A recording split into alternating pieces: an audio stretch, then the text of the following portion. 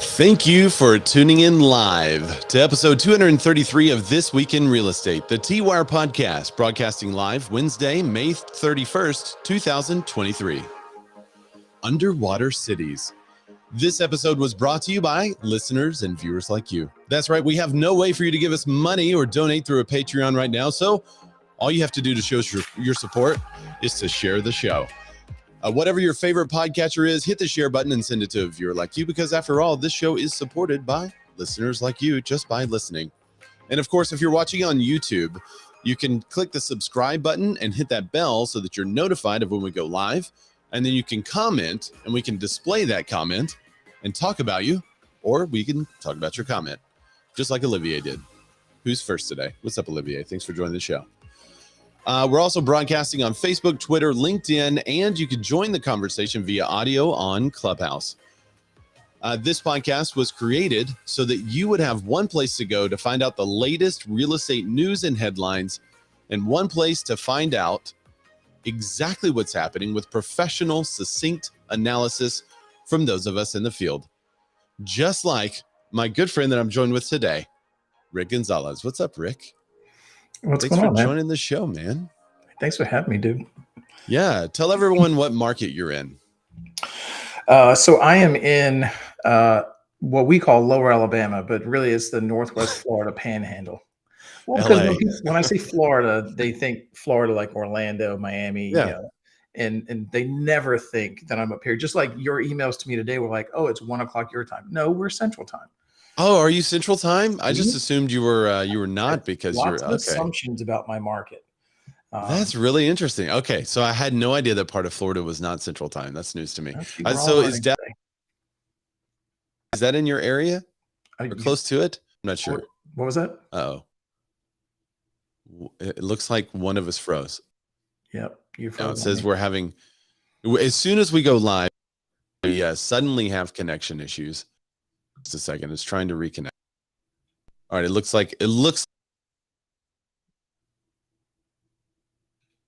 close to the Destin area, or no? Yeah. So Destin is the place. It says you froze. What is my internet doing it? Hang on. Howard says it's you. Hang on just a second. I'm going to idea what it's doing.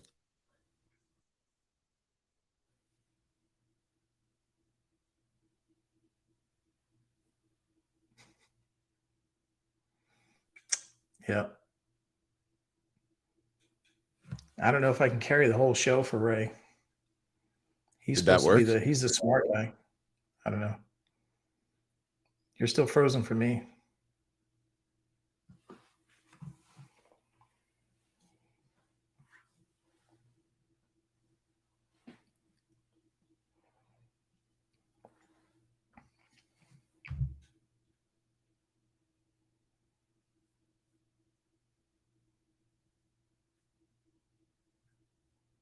Did we lose Ray altogether?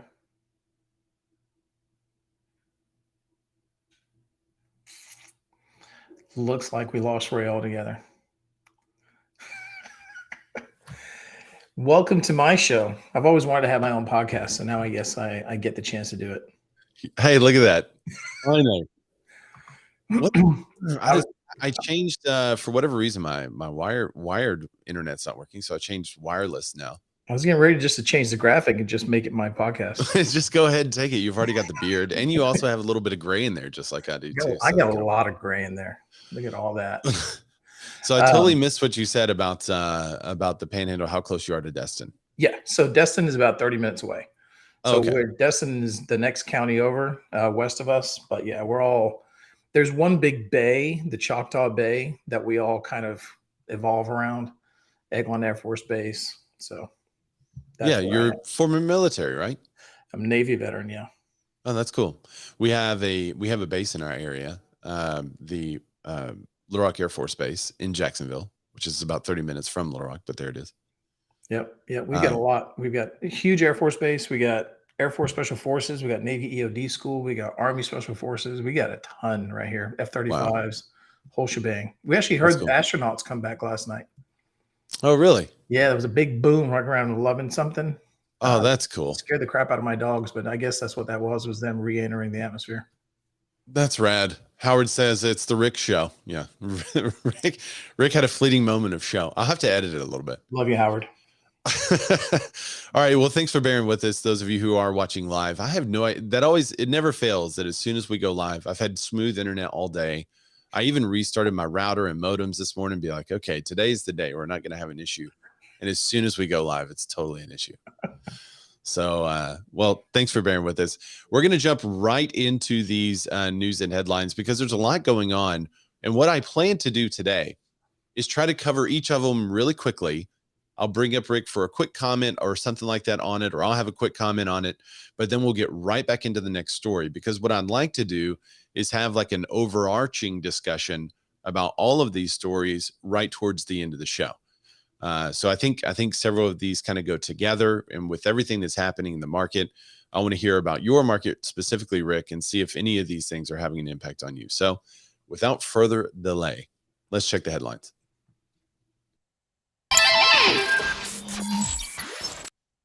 Mortgage rates skyrocket. The housing market takes the heat. So this came out today, but in a stark turn of events, mortgage rates surged last week, fueled by robust economic data that sparked apprehension about the Federal Reserve's unwillingness to lower interest rates in the near future. Consequently, mortgage demand plummeted, hitting their lowest point since late February. According to the Mortgage Bankers Association, the average contract interest rate for a 30-year fixed-rate mortgage climbed from 6.69% to 6.91%. Simultaneously, the associated points jumped from 0.66 to 0.83, which also included origination fee for loans with a 20% down payment. Some daily measures even reported rates exceeding 7%. In a response to the rising rates, applications to refinance a home, usually rate sensitive, dwindled by 7%, which is to be expected. Applications to purchase a home decreased by 3% for the week and stood at 31% lower than the equivalent week a year ago. Michael Frantantoni, he's the chief economist for the Mortgage Bankers Association, attributed the decline in both purchase and refinance loan applications to the surge in rates, obviously. A perfect storm of escalating home prices, soaring mortgage rates, and a dire shortage of inventory continues. Potential homebuyers are grappling with the increased affordability issues. So, Rick, are you seeing a retreat in this last week? Were home buyers not coming to the market in your market, or are they still buying? Yeah, we're in such a unique market because of all the military. And as you and I know, they don't have a choice if they move or not. So we're definitely seeing, the struggle with the affordability because of the rates. We are seeing a shortage, but for me in my county, we're one of the fastest growing counties in the state of Florida. So there's a ton of new construction going in. So the biggest issue we're seeing right now is the timing, finding houses that are ready for them. But yeah, we so many people coming into the market through military PCS that they don't really have a choice. You could say it's a flood of buyers, right? Every season. The reason why I'm saying that is a tribute to our thumbnail today, in which we show a city partially submerged. I'll show you the photo in just a second. But it looks like a flood of buyers is what's creating the perfect storm, making it far less affordable for the average buyer. And yet people still have to move. In your area, it's military. In many areas around the country, it's people that have jobs, or maybe they're outgrowing where they currently are and they need more space, or they're trying to downsize, or they're getting a divorce. So there's all kinds of reasons why people have to move. And that demand, the baseline demand, is still not met by construction. But there's a couple of markets around the country with some especially high prices. And this comes in the face of other parts of the country who are decreasing in prices. So let's talk about Miami.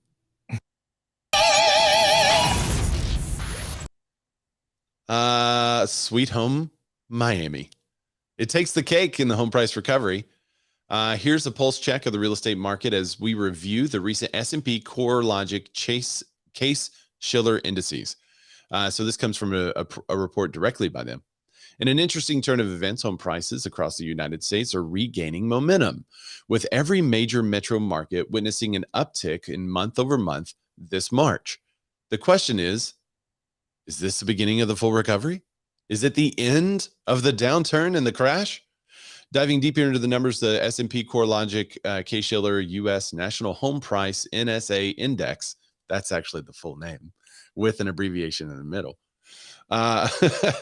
It reports a marginal 0.7% year-over-year increase in March, while both the 10-city and 20-city composites are slightly contracted. Now let's sprinkle in some geographical flavor into this market analysis and spotlight Miami, Tampa, and Charlotte, recording stellar year-on-year growth in March, with Miami stealing the limelight at a whopping 7.7% increase. This is a stark contrast to some other markets around the country. 20 cities surveyed, 19 posted lower prices year over year, ending in March, with Chicago being the lone exception, showing a 0.4% increase.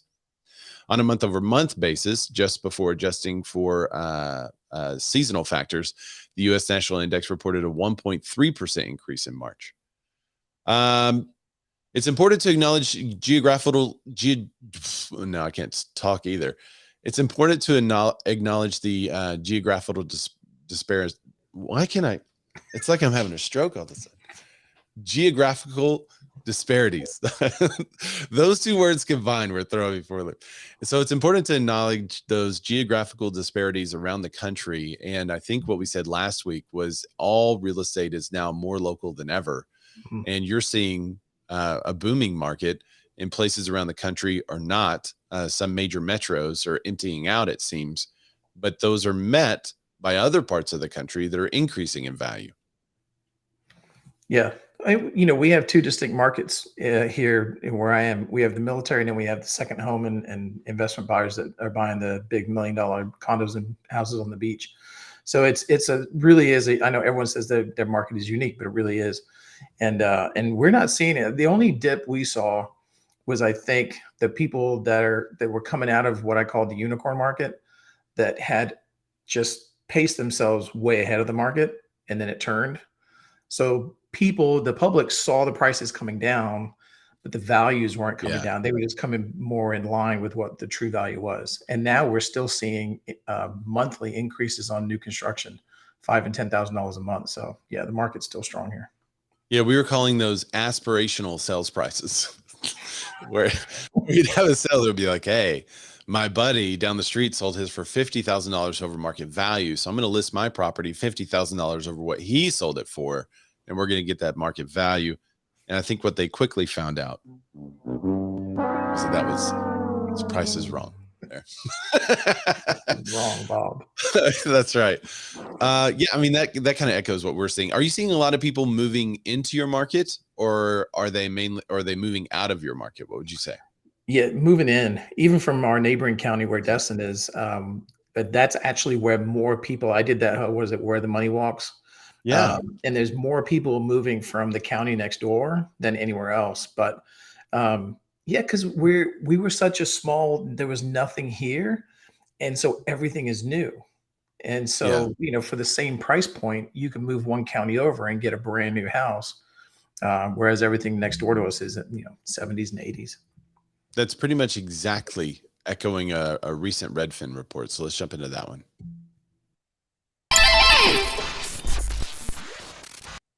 There's been a decline in out-of-town moves, but it's less significant than in-town relocations amidst a cooling housing market. So the number of Redfin.com users that are intending to move to a different part of the U.S. has dropped 6% from a year earlier, representing the most significant decrease on record, according to recent data. This decrease follows a significant rise of 23% last year in the peak pandy honeymoon boom.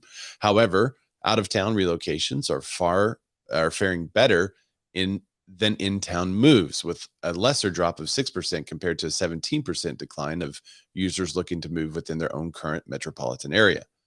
So they're looking a little bit out of town. They're not looking far out of town anymore. Despite a 22% fall in overall home sales from last year due to the high mortgage rates and low housing inventory, out-of-town moves have remained relatively steady. This move often represents individuals transitioning to more affordable areas, enabled by feasibility and remote work.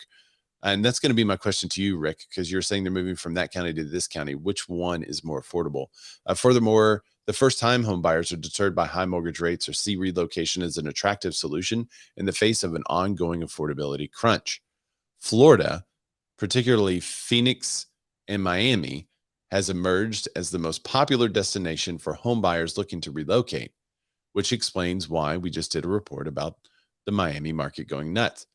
This trend is largely driven to lower taxes, relatively affordable housing, and warmer weather. However, these popular metros, which also includes Las Vegas, Tampa, and Orlando, have a number of incoming home buyers has declined over the past year due to the cooling housing market. So, Rick, is it more affordable where you are or in the county next to you?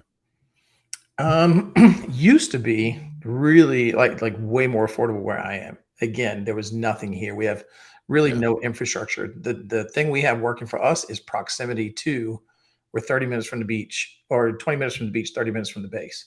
So you can be close to everything and you could get a brand new house for, pennies. Now we're getting closer to being on par, but again, for the same price, you're getting a brand new home in a brand new neighborhood, whereas everything to the west of us is resale 10, 20 years old or older. That's interesting. I mean, it's definitely way more affordable in our market than surrounding markets. So we are, for years, I used to joke that we were a great exporter of talent. We'd have somebody here that we train them up, they're really good, and then we'd send them off to LA, somewhere on the West Coast. And that would be the last of that. And I used to collect people to give referrals out to because that was the main thing I would do in my referral business. I was the sender of people, and in the last 2.5 years, it's totally changed, and we're getting such an influx of people that are moving here. And a big reason, there's always the political reason, but a big reason is finances. They can sell a house on the West Coast, and for part of that equity, live in a castle here. Yeah. And then they're debt free because they use the rest of the equity to pay off everything. And now you just have a living expense, which is very low here. So that's the type of thing that we keep seeing over and over and over. And there's no sign of that letting up yet in our market. They did say that the number of out of town moves has decreased drastically. So I'm curious to know if that's going to continue to decrease and kind of go all the way down to flat, if not less than, and see if those in-town moves do increase when inventory comes. I believe that inventory is the major issue there, that if there were a lot of houses currently on the market, then more people would be moving in town. But because we don't have those people, those markets, and because we have higher rates, I think there's less people searching in the same town that they're currently in. Yeah. Yeah, that makes sense. For us, it's, we don't have a reason for people to move here other than the beach or the base. Yeah.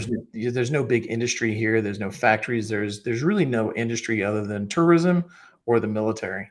And so, like I said, the military is the big, bringer of new people from out of the area. Everyone moving from out of state or out of country is all military. And That's then cool. the rest of it is locals trying to get a newer house for cheaper or about the same price, but stay close to the beach. So we kind of move laterally. We don't move north because nobody wants to be away from the beach. They move east. You see like Orange Beach, Alabama to Navarre to Destin to Panama City. They just move over a county here or there. I love going to that area in off peak because there's like no one there. We went to Dauphin Island and off peak. It was like we had the whole place to ourselves. The whole little island felt like it was deserted. As soon as the kids go back to school, that's when you come down here. It's awesome. Well, at the end of the show, towards the end of the show, I wanted to ask you about Airbnbs too and its impact on it, because I believe that has a large impact to this next story about the implications of commercial real estate looks like it's going under. And my question is this the crash that everyone's been talking about? So what are the economic implications of a $1.5 trillion commercial real estate debt wall? The commercial real estate market is under significant stress due to a looming $1.5 trillion debt wall owed by various property types, including offices, retail, industrial, and multifamily buildings. This distress is due to loans that are potentially overvalued from years ago. Central business districts, once vibrant epicenters of urban life, are now severely impacted. Take, for example, a downtown Los Angeles. Most of the high-profile office buildings carry a debt higher than their current market worth.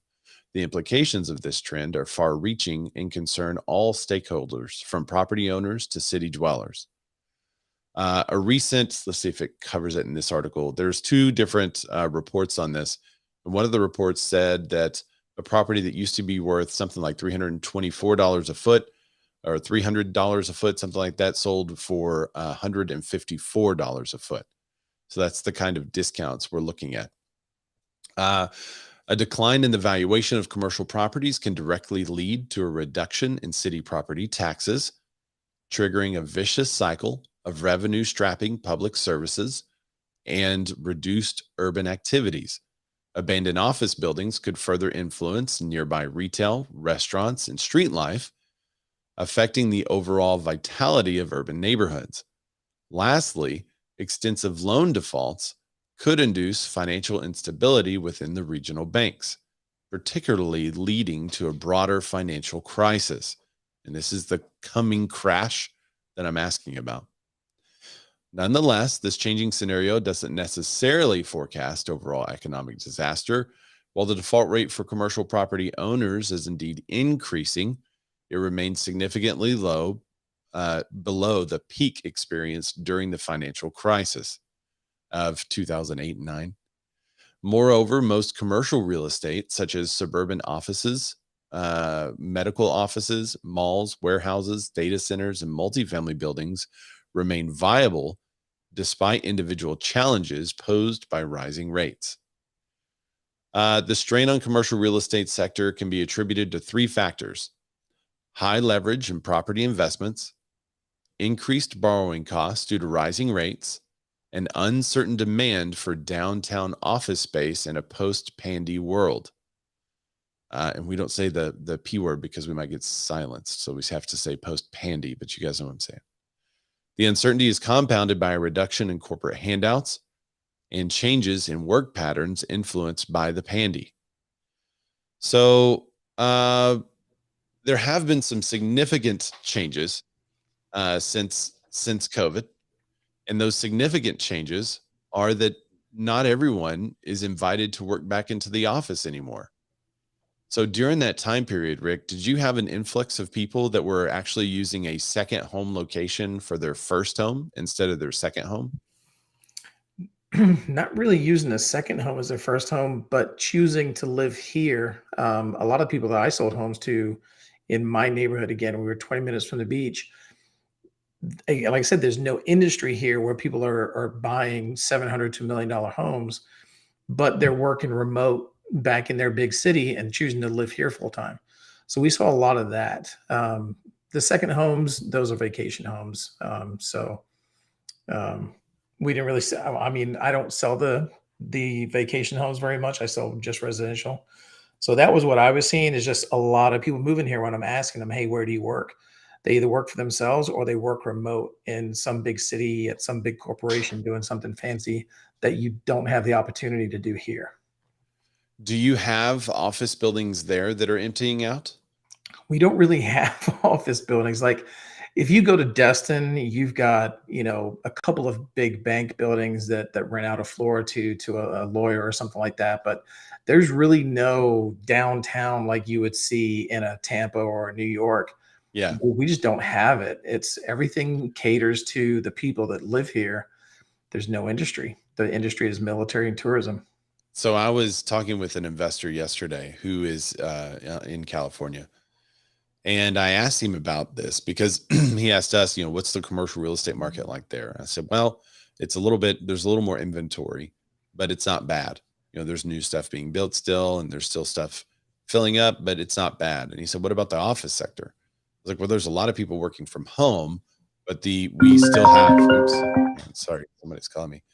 We still have a lot of the office space that's available is filling up, and people are using it as office space, even though these are work from home environments. Mm-hmm. And I'm wondering if some companies are getting satellite locations. We've thought about getting a real small satellite type location for a studio, and then just to have some shared workspace, create some shared workspace environments, because I really feel like that's kind of where the office sector has to go to survive. But in these major metros, what he was saying is that it is like a ghost town. you could walk around, and what was once a bustling city is no longer. And these little shops and mom and pop restaurants and things like that that were put in those places because people were frequently there are struggling now because people aren't there. So one, I guess, effect of this is it's going to send people outside of the major metros and start to populate those other areas with industry, with restaurants, with the mom and pop shops, which is going to be like a decentralization of people. And that's an interesting concept to think about the long-term impacts. But you still have all these office buildings. And the big question is, what do you do with them? So before I moved back home to the Panhandle, I lived in Jacksonville for a number of years, and I remember there was a time. Don't ask what year it was, but there was a time when a good portion of downtown Jacksonville was like a ghost town. I mean, there was not a lot of action going on down there, and then they started to make more residential, start turning some of the buildings into apartments, and start to get more people living down there full time. And that seemed to be a big turning point in kind of like revitalizing the downtown area, because then you've got more people not only working there but now living there, and it started to get way more vibrant. Because we used to go down there just to hit the bar at night or go see a Jags game, and outside of that, like, you weren't going downtown. And now it seems like there's a lot going on downtown. So, I mean, I don't know if that's an option for a lot of these people, but here all we have is strip malls. I've considered the same thing that you said, getting a little shared office space for some of the other agents that are local. And you still see those little strip malls with the title company and the whatever. There's lots of those popping up. But as far as office buildings, it's just not. I think so many people are working from home now. It's overwhelming. And it'll be a while before that shakes out. But there's still this problem of all these gigantic office buildings that are going to be vacant in the middle of cities. And they say that about 30%, I think Jack Atteridge, he's on Clubhouse. Didn't you tell me this stat, Jack? That 30% of those big office buildings can be converted into residential, and then you still have 70% left that are in trouble that can't be? Yes. Yeah, good memory. And I'd also say that it's a culture shift on how I've got 24 and 26-year-old daughters, and my 24-year-old is just in this groove of working. I wouldn't say working from home, working remotely. She away last weekend, left on Thursday, but still worked Thursday, Friday from wherever she was. And there's just this integration of work and life that's away from an office building now that I think is also going to have a big impact. It's not that the employers don't want them back, but the fact that they don't want to go back, and they're sort of in control of the job market right now in a lot of industries. Yeah. Yeah, that's it. It's just a totally different world with a new generation that's going to be growing up learning to go to school at home. They're going to graduate college. Some will go to college. A lot of them will just take classes because they're used to taking classes. And then they'll go from there to working from home or working from wherever they want. So it's going to be, I think for years, people have been kind of dreaming of the mobile society, being able to work and also live your life. And we may be approaching that, and we're all in the middle of it as, the old farts who still think you should go into an office space and talk to people around a water cooler, when most people are just going to start a private chat on whatever app they're on. It's so funny. Clubhouse is only there's a lot more than 2 people here. It says 42 on the app, but on the web version, it says 2 people. So sure there is. Go find the Clubhouse room and join all the folks. But yeah, that's going to be an interesting. I'm curious to see how that shakes out, because the more people grow up in this environment where you're able to be productive from home, I think there's going to be a lot of businesses that just never have people returning to work unless there's something sensitive or some kind of I'm trying to think of a main reason. Manufacturing, right? You got to go to the factory to make the thing until the robot starts making the thing, and then you can monitor the robot from home. So yes, I mean stockbrokers, law firms. wait, why There are does the definitely some stockbroker have to businesses. go in? Well, because I don't know, because they do, and that's where they make timely trades, I guess. But you can't. They Um, have a fiber connection to the market and make those trades from wherever they are.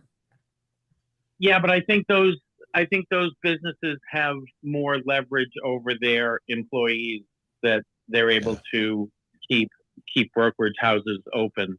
But back to your original point, I think we start seeing the economics of it all start to play out when leases start to expire. These 5 or 10 year leases start to expire, and some of these loans come due, and they're over leveraged, and that's really the tip of the sword on the economic crisis end of things. Well, they're over leveraged, and most of the banks that are holding those types of loans are regional banks, and they don't really have. They're not going to refi. They're not going to be willing to refi. So the commercial buildings are going to have to look elsewhere to find someone who will refi them. And if they can't find someone who to refi them, they have to pay. And if they can't pay, they go under. And if they go under and we have empty buildings, I've heard it from more than one commercial real estate guy, they're going to start tearing buildings down. Yeah. I think that's what they have to do. Because they're going to have to replace it for residential, which is the actual demand. And if they can't convert that to a residential place, if they can't convert it to an apartment complex, condo, or just a really cool residential building of some sort, then they got to tear it down. I think there's a lot of opportunity. I think that 30% though that can be converted that's a lot of properties. Yeah, that's sort of the shame of it all, is that we have all this demand and all this space that just can't match up for the most part. Yeah. It was one of those articles was saying 2025, a lot of those loans are coming due, or a big portion. Yeah, a huge portion of them because they were kind of bought. Let me find that. There's 2 articles. One of them was from Apple News, actually. What was the source on the Apple News one? It was Metropolis. I've never heard of this, but the ticking time bomb in America's downturns. So they talked about the debt wall. I'm trying to find here's the stat. It wasn't 300, it was 230. So $230 in debt per foot, sold for $154 per foot. So it's $230 in debt. That's not the value, but it's sold for $154 per foot. This may be the one that talks about the 25%. I'm not sure, or the 2025. Yeah, it was that one, the wall of debt. Let me share this one too, because this has got really great charts on it that kind of shows the difference in the regional. Let's do this layout. There it is. All right. So this one's by Neil Callanan. Here's the smaller banks pushed into commercial real estate lending. And you can see these regional / local banks is the orange portion. And that's a lot. And you can see it growth actually. Not now. You can see the growth in 2022, how much that grew compared to what it was holding in 2027. It was like a minor player, so it was continuing to grow. And then this is the breakdown of the regional and local banks or big lenders to retail offices. So retail is, what's that, 45%? They cover 45% of that load. So then for an in-depth look at the data around the world can impact this market. It also talks about Europe in this article too. So it's a good article. It's on Business Standard. I think it's actually on Bloomberg, but Business Standard. Yeah, right there at the top, he's talking about 1.5 trillion in debt coming due at 2025. Oh yeah, there it is. That's that could be really harmful. I mean, someone that works at CoStar reached out and said that CoStar is not worried about it at all. CoStar is a big commercial outlet. They said they're not worried about it at all, but as a business model, I mean, they are in the buying and selling. So this would be good for them to have deals on commercial because more people would be visiting the site. It would be good you'd think it would be good for CoStar. I don't know. I've got mixed emotions about it. I think it's a bigger problem than most people are giving it credit. I think there's a lot of agents that are sweeping it under the rug because they don't necessarily understand it. But I think the impact is going to be much further reaching than just metros with big buildings. I think we're going to see the debt load hit banks, which is going to tighten lending constraints. And one of the major problems in 2008, it wasn't that people were unwilling to buy a home for cheap. It was that they couldn't. And if you have a bunch of local and regional banks that are saddled with commercial debt and they can't get it off their books in order to give out more loans to people who want to buy a regular house, then what are they going to do? They're going to have to say no. They're going to have to tighten their lending constraints again. And now you're going to have inventory out there with buyers who are willing to buy, but they can't buy. And that could be the only issue. Redfin, let me get to there was a tweet actually about this. Lance Lambert. Redfin CEO Glenn Kellerman responded to Elon Musk's tweet when Elon tweeted out the commercial is going under and residential is next. Glenn said, well, maybe, but inventory is the major issue with residential. There's not enough inventory. If there was enough inventory, then maybe, but we're still not even close on it. I thought that was an interesting take that he's saying that the commercial will be or the residential will be unimpacted because of inventory is so sparse. But I don't know if I'm unsure if that would be the right application of this data. He's a data nerd though. I'm going to share my screen and see this. All right. There it is. Share this tab instead. Sorry. Oh, y'all can't see that anyway. Here it is. All right, bam. All right. So this is I got to zoom in here. This is a tweet by Lance Lambert. He's an analyst. And he says the monthly shift in home prices, seasonally adjusted Case-Shiller National Home Price Index. It starts in the year 2000 and goes for the year 2023. And you see every month in a column, January, February, March, April, May, June, July, August, whatever. And then it has heat. It's basically a heat map. So where it's red and the darkest red is the largest decrease in home prices for that time period. Where it is blue and deep blue are the largest increases in the National Home Price Index. So what we're seeing in 2006 is about April, it was kind of flat. It started to go down a little bit until August, and then it went back up in September, October, November, December. January of 2007 did the same. Then it went flat, and then it started to go down in March of 2007. Now, what's funny about this chart is I got my license in January of 2007, right here at this at this juncture. Great time to get your license. Yeah. And I always told people, they were saying, well, the crash really didn't happen until 2008. But I kept telling people that it was like water was running and someone just turned off the faucet in 2007. And this data shows that there was just a slight decrease in home prices for 11 months straight. And then in 2008 for 12 months, hitting its worst point in December of 2008 and January of 2009. And then it kind of started to level off. And it leveled off for a couple of years, only going up or down 1% or 2% here and there. And then in 2012 began the recovery. There was a couple of months of almost flat, and then it was just blue. And it's been blue until now. What's interesting is that the shade of blue in 2020, 21, and 22 is unmatched on this graph. A lot of people said, oh, 2022 and 2021, that was like 2005 and 6. But if you look, it's not like that at all. It's much lighter in 2005 versus 2021 and 22. But at the end of 2022, I can just click it and get a bigger view. That's better. At the end of 2022, you see it start to decrease. And sorry, I have that on silent and it still is ringing. I don't know what more can I do? What more can I do besides turn off notifications and make it do not disturb? I mean, how do I get it to not ring? Anyway, but what you can see at the end of 2022 is this negative 0.8%, negative 0.8%. You can see all that right at the end of August and September.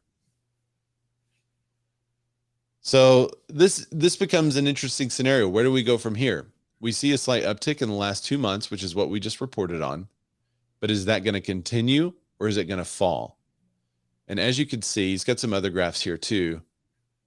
And a lot of people that were looking at this graph says, "Wow, this last year looks a lot like 2006 and 7." Where it kind of recovered a little bit and then went down and recovered a little bit. Oh, here it is. I'm sorry, 2006 and 7. It went down and then it recovered a little bit and then it went and totally crashed. So are we going to have another couple of months of recovery and a complete crash? Or do you think we're going to be sustained in this, Rick? Well, here in my market, look into your crystal ball, Rick. Tell me all the things. I think, and what I'm telling people is that in my county, especially, I think we're somewhat insulated from some of that because we're so small and so young, and there is such a demand here to be close to that beach. If you guys haven't been to our beaches, they're gorgeous. And we're already starting to see the builders adjust, right? They're building smaller homes, more affordable homes. So the inventory is coming in a price point that people are able to afford right now. And there's a lot of that coming. So I would say that through my cloudy crystal ball, I don't see what I would call a crash happening here in the next 24 months. No crash in 24 months. In my market. Safely put in Rick's market. If you're in Ray's market, you may be completely doomed. No, here it's pretty balanced, actually. Yeah. What's up, Olivier? Thanks for joining us, man. Hopefully your listing appointment went well. If there's anybody else listening from my market, just keep your opinion to yourself. So no crash in Rick's market. No, I think a healthy adjustment might be okay. I would like to see the prices get a little bit more realistic. I bought my house in 2016 for $250, and now my house is selling for over $600. Oh, interesting. So, I don't want it to lose all of its value, but I would like other people to be able to afford to live here too. Yeah. There's one more major. Actually, well, there's two articles, but there's one more major article I definitely want to cover that has a lot to do with going underwater.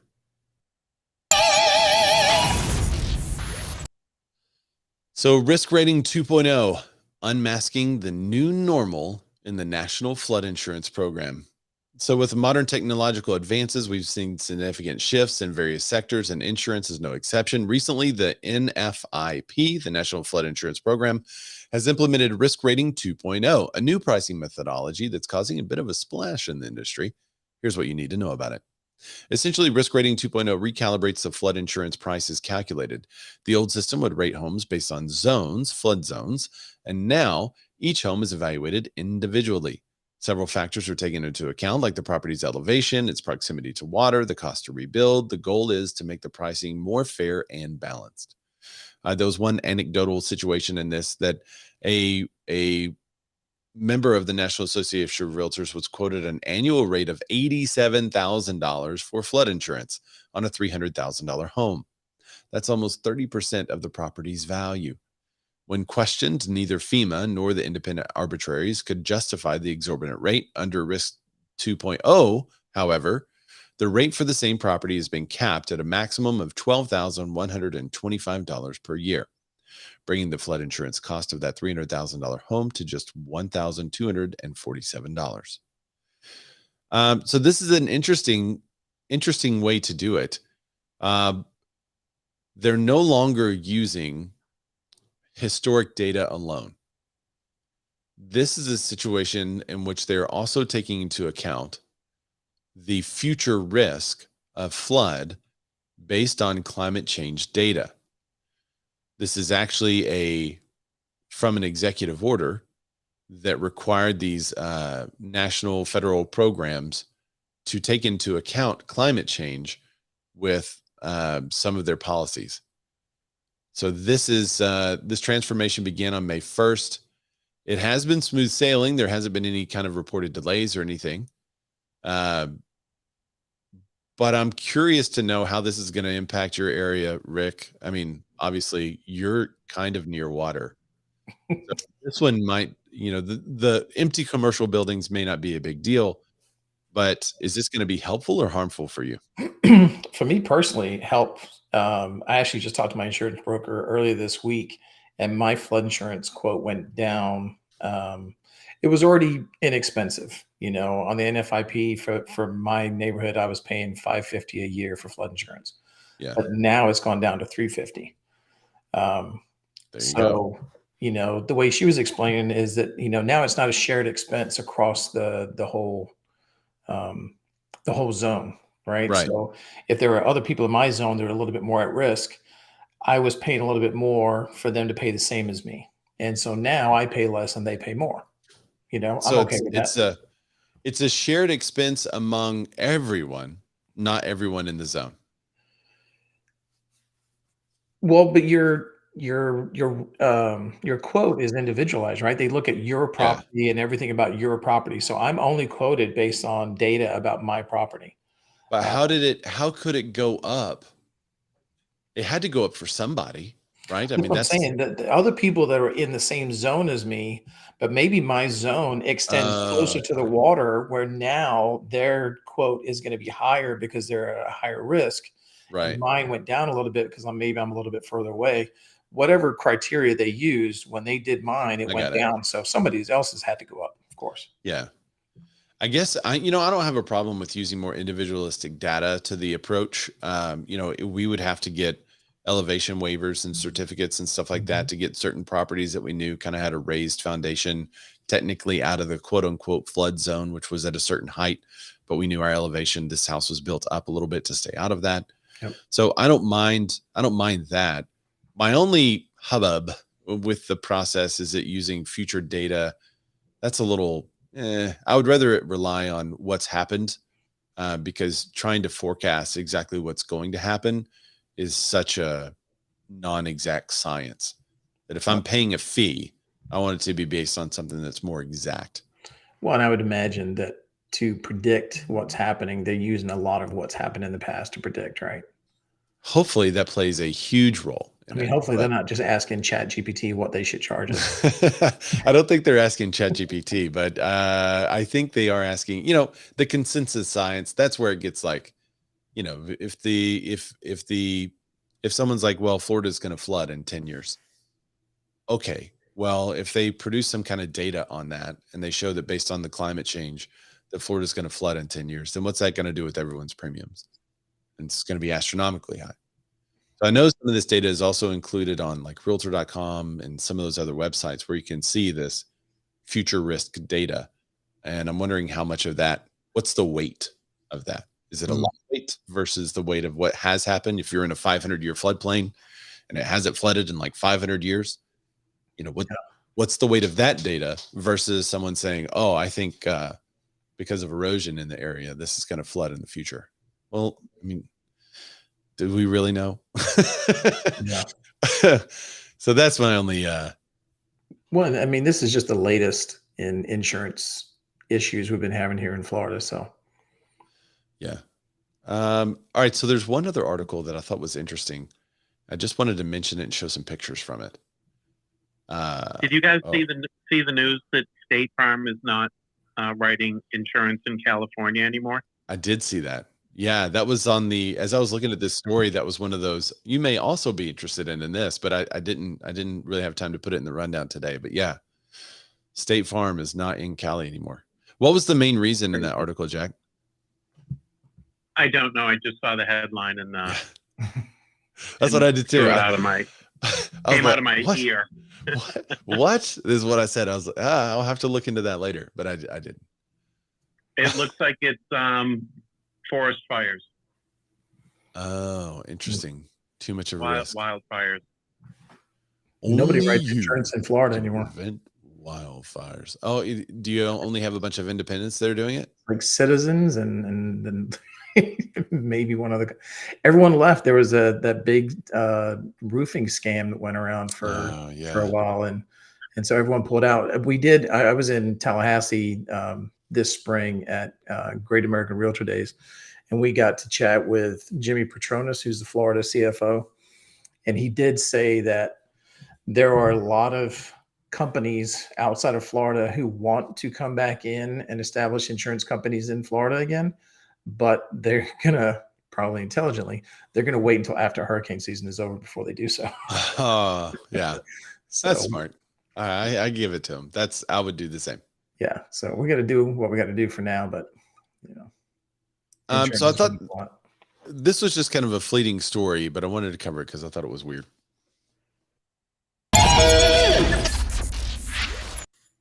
The National Park Service is offering historic Cape Cod dune shacks for lease, frustrating long-term occupants. What? I'm going to show you pictures of this in a second. The National Park Service is offering proposals from prospective lessees for 8 historic dune shacks in Cape Cod's national seashore. And while the government said that their fair market value, the shack is between $2,000 and $16,000 a year, depending on the size of the dwelling.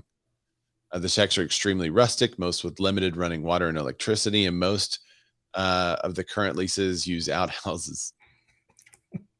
I feel like this is like a destination Airbnb, just waiting for someone to buy them.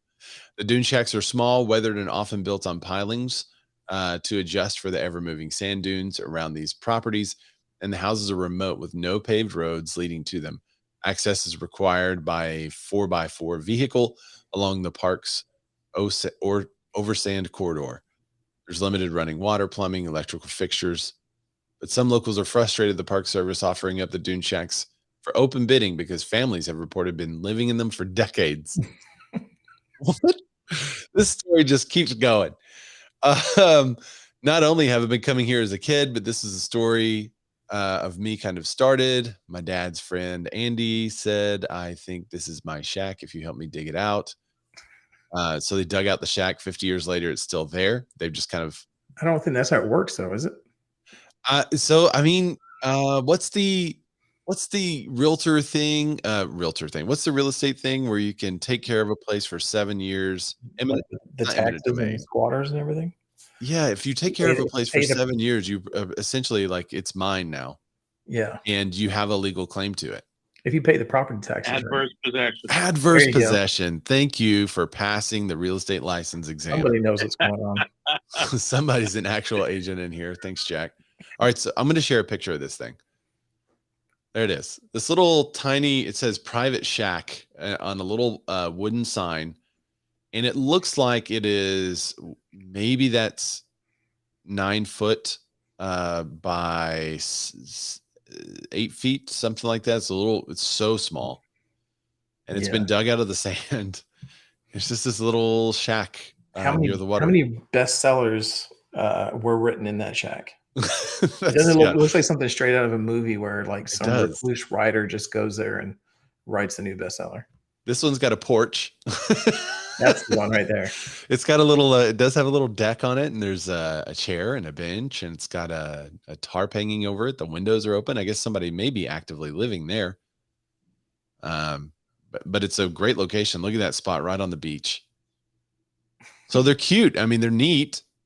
I don't know why they're selling them. Well, they're not selling them. I don't know why they're leasing them so cheap. Because they want someone to do the repairs. They want someone to get them fixed up. The remote buildings are open to all bidders, as is with faults, and lessees are expected to maintain the shacks and pay for the repairs, as Rick just said. Maintenance often includes sand removal, as the shifting dunes can cover a shack.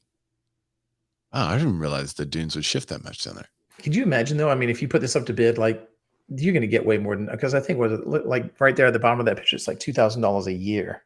Yeah, the one that I said was like a 9x8. It's $2,000 a year, little shack for rent, and then you have to maintain it. I guess you got to get down there to maintain it. So maybe it's a bunch of locals that would be renting them.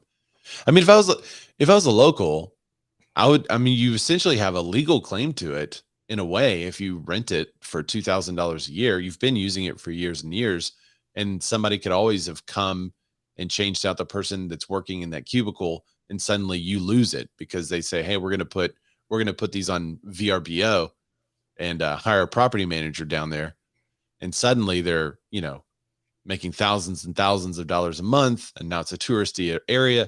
At least you can be like, well, for $2,000 a year, that's my place, and I'm gonna lease it and take care of it, and now I have a legal claim to it for at least at 1 year's time. I mean, what does your nightly rate have to be to cover your $2,000 plus expenses? Pennies, right? It's pennies. So there you have it. There's a couple of other articles that didn't quite make the show. Maybe I'll include that one about State Farm pulling out of the insurance. So I'll include those in there. I'll also edit the beginning of this and probably trim it out on YouTube too. So sorry about the technical difficulties that we had, but I appreciate everybody hanging out with us. Rick, before we go, would you tell everybody where they could catch up with you, man? Best place is probably Instagram at rick.a.gonzalez. That's where I'm most Gonzalez with 2 Z's. Yeah, because there's the actor Rick Gonzalez from Coach Carter, and so he has all the good domains. So I gotta use my initials and get creative. Does he? Yeah, he spells it like you, doesn't he? He does. Sure enough.